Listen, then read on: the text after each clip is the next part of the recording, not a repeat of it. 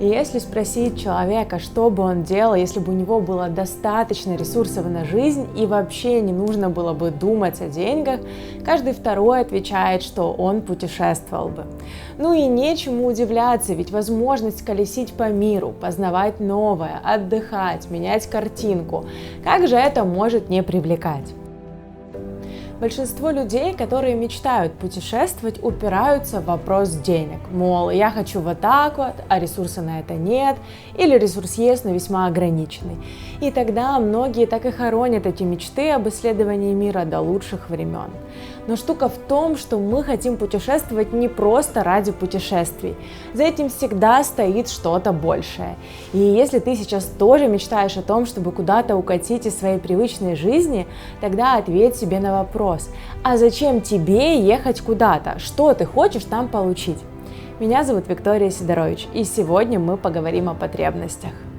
Если взять за пример путешествия, то для кого-то путешествие – это возможность отдохнуть и расслабиться. Для кого-то получить новые впечатления, эмоции и сменить обстановку, вырвавшись из рутины. А кто-то просто хочет сбежать от своих проблем или получить новые знания. Какие вообще есть потребности у человека с точки зрения психологии? В транзактном анализе потребности называются голодами, и у нас есть 3 основных голода, которые каждый из нас стремится удовлетворить. Первое – это потребность в стимулах. Это интеллектуальный, эмоциональный и физический контакт с другими людьми. Это новые опыты, новые ощущения, впечатления, все, что стимулирует нас. Следующее – это потребность в признании. Признание своего существования, признание себя, своей ценности и признание вас другими людьми в виде похвалы, замечаний ваших достижений и, в принципе, вас как человека. Ну и последнее – это потребность в структуре. Это про безопасность, про границы, правила, планирование, все то, что помогает нам структурировать жизнь и делать ее более безопасной и понятной. Каждый из нас подсознательно стремится к тому, чтобы все эти голоды или потребности были удовлетворены. Подумайте, а достаточно ли удовлетворена каждая из этих потребностей у вас? Или чего-то сейчас все-таки не хватает? Если не хватает, то следующий шаг – подумать, как вы можете удовлетворить эти потребности прямо сейчас, чего вам не хватает. И наши цели, они по большей части связаны с нашими потребностями. И часто мы хотим, чтобы достижение какой-то одной цели закрыло все наши потребности. Так бывает и с путешествиями. Эта ошибка постигла и меня в последний раз. Несколько месяцев назад я почувствовала, что устала и мне срочно необходимо в отпуск. И тут пришла гениальная идея, что я хочу уехать на месяц пожить у моря.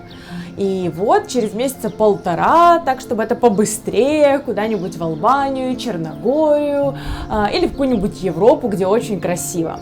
Естественно, это была незапланированная история, и особых финансовых запасов на нее не было. Точнее, они были, но их явно было недостаточно для такого длительного путешествия. И около месяца я ходила, ныла, что я устала, хочу в отпуск, постепенно собирала деньги, но чувствовала, что это не случится так быстро, как бы мне хотелось. А чувство усталости, оно стремительно нарастало.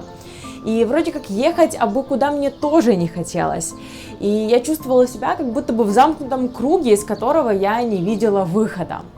И порой, зацикливаясь на своих желаниях, мы перестаем видеть картинку целиком, что мешает нам найти какое-то адекватное решение своим проблемам или вопросам.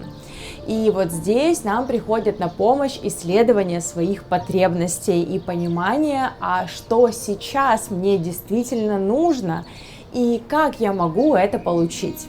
В процессе работы над собой я начала исследовать это желание уехать и осознала, что я пытаюсь удовлетворить одной поездкой 2 свои потребности. Первая – это потребность отдохнуть, восстановиться физически, морально, эмоционально.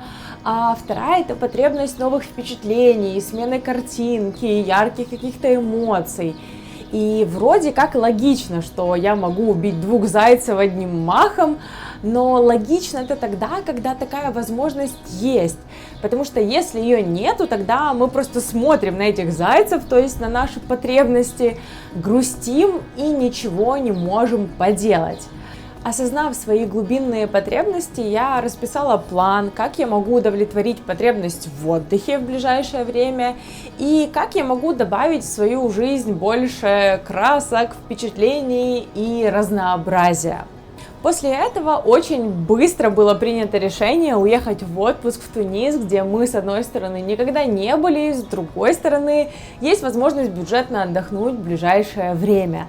Так что если у вас сейчас есть какие-то острые желания и цели, тогда я рекомендую поисследовать их на предмет того, какие там кроются потребности, и подумать, а как их отдельно можно удовлетворить. В следующем видео я расскажу, что получилось из нашего спонтанного решения об отдыхе в Тунисе. А ты жми лайк этому видео, если тоже хочешь много путешествовать. Не забудь подписаться на канал, чтобы узнать больше о себе. С вами была Виктория Сидорович. До скорого!